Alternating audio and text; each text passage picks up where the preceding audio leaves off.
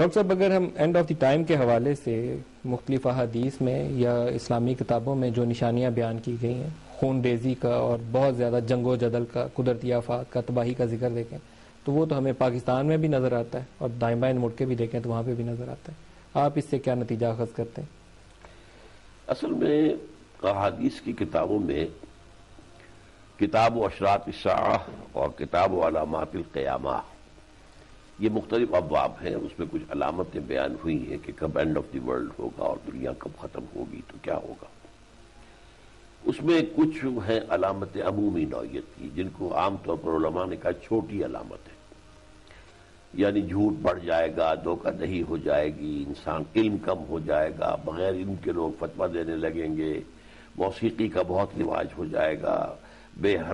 شرمی بے حیائی بہت بڑھ جائے گی، وغیرہ وغیرہ۔ بعض علامتیں ایسی ہیں کہ جن کا خاص طور پر ذکر کیا، اس میں ایک حدیث جو ام الحدیث کہلاتی ہے، ام السنہ، حدیث جبرائیل، کہ وہ حضرت جبرائیل ایک مرتبہ انسانی شکل میں حضور کی خدمت میں حاضر ہوا، مجمع تھا پورا موجود مسجد نبوی میں،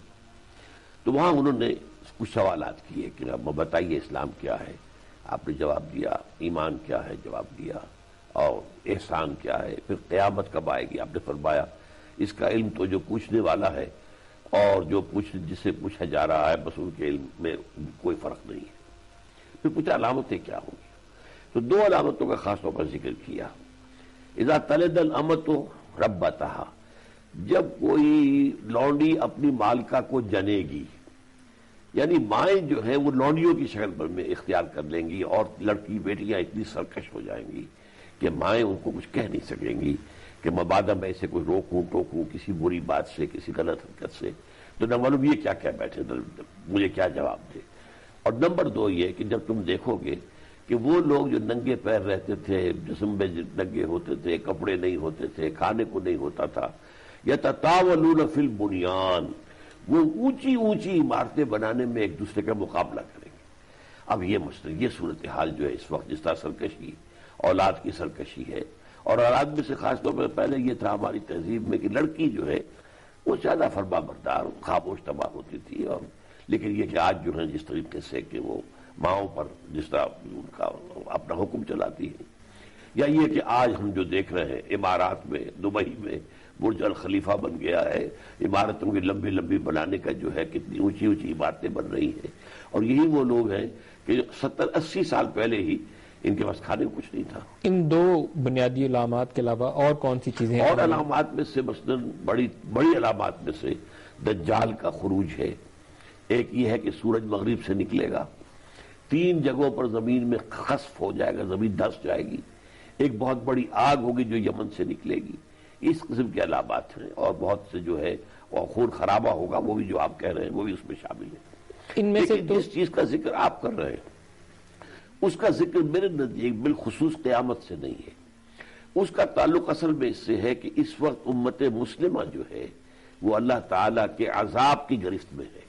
یہ سخت الفاظ ہیں جو میں کہہ رہا ہوں، کسی مسلمان کو پسند نہیں آئیں گے، ہم کبھی بھی یہی سوچ نہیں سکتے کہ ہم مسلمان بھی اللہ کے عذاب کی گرفت میں آ سکتے ہیں۔ حال کیا ہے، ہم سے پہلے امت مسلمہ تھی بنی اسرائیل، وہ حضرت موسیٰ کے امتی تھے، جیسے ہم حضور محمد صلی اللہ علیہ وسلم کے ہیں، ان کے پاس تورات تھی جیسے ہمارے پاس قرآن ہے، وہ بھی امت تھی، 2000 برس تک اس منصب پر فائز رہی، اور اس امت کے اوپر بڑے بڑے عذاب آئے، کبھی نیبوکڈنیزر کے ہاتھوں انہیں برباد کیا گیا، کبھی سارگون جو تھا سیریا کا بادشاہ ان کے ہاتھوں برباد کیا گیا، کبھی آپ کو معلوم ہے یونانیوں نے انہیں رگیدا، کبھی رومنز نے رگڑا، اب بھی پچھلی صدی میں جو جرمنز نے ان کے ساتھ کیا ہے۔ تو اللہ تعالیٰ کا معاملہ یہ ہے کسی مسلمان امت کے ساتھ، ایک ہے کافروں کا معاملہ تو یہ ہے کہ یا تو یہ ہے کہ ان کا عذاب اصل جو ہے وہ آخرت میں ہے، حساب وہاں ہو سکتا ہے۔ وہ امت جس سے اللہ تعالیٰ اپنی کتاب دے، اپنی شریعت دے، وہ گویا کہ کسٹوڈین ہو جاتی ہے اللہ کے دین کی اس دنیا میں، اور اس اعتبار سے ریپرزنٹیٹو ہوتی ہے اللہ کی ارتھ۔ اب اگر وہ اپنے عمل سے مس ریپرزنٹ کرے اللہ کو تو پھر وہ عذاب کی مستحق ہوتی ہے۔ تو ڈاکٹر صاحب آپ کی کہنا یہ ہے کہ جو آج کل مسلمانوں کے حالات ہیں یہ عذاب الہی، عذاب الہی ہے، جو کچھ آ رہا ہے جس کے ہاتھوں آ رہا ہے، چاہے وہ بش کے ہاتھوں آ رہا ہو، کسی اور کے ہاتھوں آ رہا ہو، لیکن جو آیا ہے اس نے رب کے بغیر تو اس دنیا میں پتہ بھی نہیں ہلتا۔ ڈاکٹر صاحب لیکن جن لوگوں کے حالات کا ہم ذکر کر رہے ہیں، خاص طور پر وہ لوگ جو جہاد کا نام لے کر لڑنے نکلے تھے، وہ تو پھر اللہ کی راہ میں ہے، قرآن اور سنت کا وہ نام بھی لیتے ہیں اور عمل بھی کر رہے ہیں، اور قرآن پاک شاید بہت سے اس میں حفاظ بھی ہوں گے۔ وہ تو اصل میں جو صورتحال پیدا ہوئی ہے وہ ایک ری ایکشن پیدا ہوا اس سے کہ جو امریکہ نے شروع کیا ہے،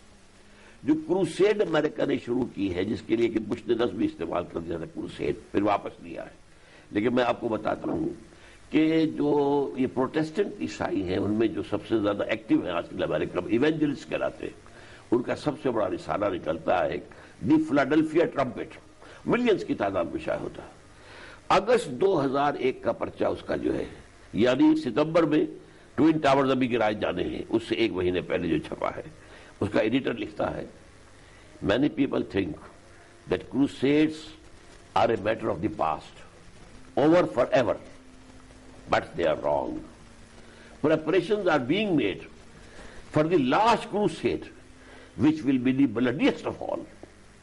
یہ جیری فلیشر اس کا ایڈیٹر لکھ رہا ہے موٹے الفاظ کے اندر۔ اب وہ تو ظاہر بات ہے اس وقت امریکہ میں تھا کہ یہ تیاریاں ہو رہی تھی، انہوں نے خود گرائے ٹوئن ٹاورز، خود گرا کر اور ملبہ ڈالا وہ طالبان پر اور اسامہ پر، تاکہ پبلک اوپینین جو ہے امریکہ کی وہ پریشان ہو کر اور وہ غصے میں آ کر غضبناک ہو کر ہر رقم جو ہے دینے کو تیار ہو جائے، جتنا چاہے بلینز اور بلینز اور بلینز اور ڈالرز لو اور ان کو ختم کرو۔ یہ ہے در حقیقت کہ ان کا پھر اس کا رد عمل ہوا جو ہوا ہے۔ یہ جو بھی جہادی تحریکیں ہوئی ہیں جو پاکستان میں شروع ہوا، یہ سب کیا ہے؟ It's a reaction to that. Doctor صاحب اگر دوبارہ ہم قیامت کی نشانیوں کی طرف ہی آ جائیں، آپ کا ایک سٹیٹمنٹ تھا کہ 1962 میں امام مہدی کا ظہور ہو چکا، اس پہ تفصیل جاننا چاہوں گا۔ یہاں میری یہ بات آئی تھی اور یہی راول پنڈی کے ایک جلسے میں نے یہ بات کہی تھی اور میرا گمان تھا، لیکن وہ گمان صحیح ثابت نہیں ہوا۔ یہ ہمارے اندازے ہوتے ہیں۔ ویسے یہ کہ بحیثیت مجموعی جن حالات میں حضرت مہدی کا ظہور ہونا ہے وہ حالات وجود میں آ چکے ہیں۔ حضرت مہدی کے آنے کی نشانیاں کیا ہیں؟ کیا کوئی خاص وقت ہوگا؟ ہم کیسے آئیڈینٹیفائی کریں گے کہ وہ وقت آ چکا یا ان کا ظہور ہو چکا؟ سب سے پہلی بات تو یہ کہ حضرت مہدی سے مراد کیا ہے۔ دیکھیے دو مہدی ہیں اصل میں، ایک مہدی ہے اہل تشیع کے اور ایک مہدی ہے اہل سنت کے۔ نام ایک ہے، یہ بھی مانتے ہیں کہ ان کے والد کا نام جو ہے وہ عبداللہ ہوگا، خود ان کا نام محمد ہوگا، یہ بھی ہم مانتے ہیں دونوں، شیعہ بھی سنی بھی، کہ حضرت فاطمہ رضی اللہ تعالی عنہ کی اولادی سے ہوں گی اور ان کے جو بڑے بیٹے حضرت حسن ان کی نسل سے ہوں گی۔ یہ باتیں ایگریڈ اپون ہیں۔ البتہ یہ ہے کہ ان کے نزدیک تو وہ ان کے 12ویں امام تھے کہ جو چھپا دیے گئے تھے ایک غار کے اندر بچپن میں بالکل بچپن کی حسب میں، تو اندیشہ یہ تھا کہ انہیں عباسی جو خلفاء ہیں وہ قتل کروا دیں گے۔ یہ اہل تشیع کا یہ ان تصور کا خیال ہے کہ وہ جو چھپے ہوئے ہیں وہ ابھی تک چھپے ہوئے ہیں۔ تو ان میں پہلے غیبوبت صغریٰ تھی 2 سال تک، جس میں کہ لوگ ان کے پاس جا کر جو ہے کچھ نہ کچھ معلومات حاصل کر لیتے تھے۔ اس کے بعد غیبوبت کبریٰ کہلاتی ہے، اب کا کوئی رابطہ نہیں ہے کسی کا، لیکن وہ ظاہر ہوں گے تو جو چھپے ہوئے ہیں۔ ہمارے نزدیک وہ مجدد ہوں گے۔ ہر صدی کے اندر حضور نے فرمایا تھا کہ اللہ تعالیٰ اس امت کے اندر اس دین کو تازہ کرنے کے لیے مجددوں کو اٹھاتا رہے گا۔ مجدد کہتے ہیں تجدید، دین کو تازہ کر دینا، یعنی دین کی تعلیمات کے اندر اگر غلط چیزیں آ گئی ان کو ہٹا دینا، اگر کوئی گرد و غبار آ گیا آئینے کے اوپر صاف کر دینا، یہ مجدد کا کام ہے۔ تو اللہ تعالیٰ ایسے اٹھاتے، یہ ہمارے نزدیک مجدد ہوں گے، اور وہ آخری مجدد ہوں گے اور وہ مجدد کامل ہوں گے۔ یعنی ان سے پہلے جو مجددین آئے ہیں انہوں نے دین کی جزوی خدمت کی ہے، مثلا یہ خرابی پیدا ہو گئی اس کو ٹھیک کر دیا، یہاں پر یہ فتنہ آ گیا ہے اس کا جواب اس کو رد کر دیا۔ لیکن اب جو ہوگا وہ جو مجدد آئیں گے وہ در حقیقت پورے ایک نظام کی حیثیت سے جیسے حضور نے قائم کیا تھا اللہ کے دین کو اسی طرح کریں گے۔ لیکن ایک چیز طے ہے کہ ان کا نام محمد بن عبداللہ ہوگا اور ان کا جو سلسلہ نسب ہے وہ حضرت فاطمہ رضی اللہ تعالیٰ عنہ سے جا کر ملے گا۔ ایک چیز اور فرمائیے گا کہ ان کے لیے جو جب یہ خود کو آ کے بیان کرتے ہیں کہ میں امام مہدی ہوں یا میں آپ کو لیڈ کروں گا، وہ جگہ کے حوالے سے یہ ہے تعین کہ مکہ میں ہوگی؟ نہیں، اصل میں ایسی بات بھی بلکہ اس کے برعکس ہے۔ ہمارے پاس جو سب سے جو معتمد علیہ حدیث ہے وہ حضرت ام سلمہ رضی اللہ تعالیٰ عنہ سے ہے، جو حضور کی زوجہ محترمہ تھی۔ تو وہ یہ کہتی ہیں کہ ایک خلیفہ کے انتقال کے بعد خانہ جنگی شروع ہو جائے گی۔ اب خلیفہ سے مراد بادشاہ ہو سکتا ہے، عام معنی میں خلیفہ، ایک خلیفہ راشد ہوتا ہے، خلیفہ راشد تو بہرحال نہیں وہ ہے، اس دور کی بات ہو رہی ہے۔ اور اس وقت یہ ہے کہ ایک شخص مدینے سے بھاگ کر مکے میں چھپ جائے گا۔ اب یہ میرا اس کے بارے میں اندازہ کیوں چھپے گا کہ کچھ اس کی حیثیت ایسی ہوگی کہ لوگ اس کی طرف دیکھ رہے ہوں گے کہ یہ ایسا شخص ہے، he should play some role, کیا آ کر یہاں پر کوئی سورا صفائی کرائے، لیکن وہ اس سے کچھ گھبرا کر اس ذمہ داری سے اس کے بوجھ کو نہ سمجھتے ہوئے کہ وہ برداشت کر سکتے، جا کے چپ جائیں گے،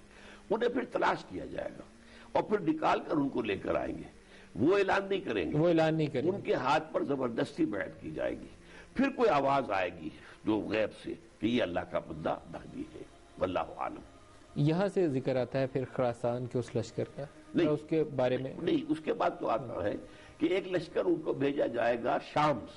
سے، وہ شام کا لشکر جب آئے گا، اور وہ معلوم ہوتا ہے کہ شام میں اس وقت پھر کوئی حکومت جو ہے وہ اسلام مخالف حکومت کوئی قائم ہوگی، تو وہ اس سے پہلے چونکہ کچھ اور باتیں ہوگی وہ میں بعد میں عرض کروں گا، تو وہ لشکر جو آئے گا وہ دھس جائے گا زمین کے اندر، مکہ اور مدینہ کے درمیان، تب یہ بات جو ہے یقین کے ساتھ معلوم ہو جائے گی کہ یہ در حقیقت واقعی یہی مہدی ہے کہ اتنا بڑا واقعہ ہو اس پہ حدیث موجود ہے کہ وہ لشکر آئے گا اور مکہ اور مدینہ کے درمیان دھس جائے گا، یہ ہے صحیح ہے۔ خراسان کا ذکر آتا ہے، بہت خراسان کا جو ذکر آتا ہے وہ مہدی کے ذکر میں نہیں ہے، وہ حضرت عیسیٰ کے ذکر میں ہے۔ یہ جو ایک لانگ چین آف ایونٹس ہے، اس میں پھر یوں سمجھیے کہ اس کا ڈراپ سین ہے حضرت مسیح علیہ السلام کا نزول۔ اس وقت حضرت مسیح علیہ السلام کے ساتھ جا کر جنگ کرنے کے لیے جو لشکر چلیں گے ان میں سے خراسان سے آئے گا، وہ خراسان سے آئے گا۔ خراسان سے جانے سے پہلے پھر امام مہدی کا ٹینیور کتنا ہوگا، کتنی مدت تک وہ لیڈ کریں گے امت کو؟ آپ پورے یقین کے ساتھ ہم نہیں کہہ سکتے، لیکن یہ کہ ایک اسلامی حکومت جو ہے وہ بہت صحیح قسم کے حضور کے نقش قدم پر خلافت علی منہاج النبوہ وہ قائم کر دیں گے۔ لیکن ایک اور حدیث آتی ہے، یخرج الناس من المشرق یؤتون للمہدی یعنی سلطانہ، ایک مشرقی ملک سے فوجیں آئیں گی، لوگ آئیں گے جو مہدی کی حکومت قائم کریں گے۔ معلوم ایسا ہوتا ہے، یہ میرا گمان ہے، پھر تو ایک اندازہ ہے، ہم یقین کے ساتھ ان تمام چیزوں کی جو ہے انٹرپریٹیشن کچھ اندازہ تو کر سکتے ہیں، لیکن پورا اس کا ٹائم فریم بنانا اور اس کے بارے میں یقین کے ساتھ کچھ کہنا، معلوم ہوتا ہے کہ اس سے پہلے یہ جو عرب کے مشرق کا علاقہ ہے، اس میں افغانستان بھی ہے، پاکستان بھی ہے، ہند بھی ہے، ایران بھی آتا ہے، یہاں کہیں پر پہلے کوئی ایسی حکومت قائم ہو چکی ہوگی کہ وہاں سے فوج جائے گی جو مدد کرے گی حضرت مہدی کی وہاں پر حکومت ان کی جمانے کے لیے۔ تو مشرق، اسی لیے ایک اور حدیث بھی آتی ہے حضور کی کہ مجھے ہند کی طرف سے ٹھنڈی ہوا آتی ہے، ہندوستان کی طرف سے، تو اس سے یہ گمان کیا گیا ہے کہ اس علاقے میں کہیں پہلے وہ ایک صحیح اسلامی حکومت قائم ہوگی اور اس کی فوجیں پھر جائیں گی کہ جو حضرت مہدی کی مدد کریں گی اور حکومت قائم کریں گی۔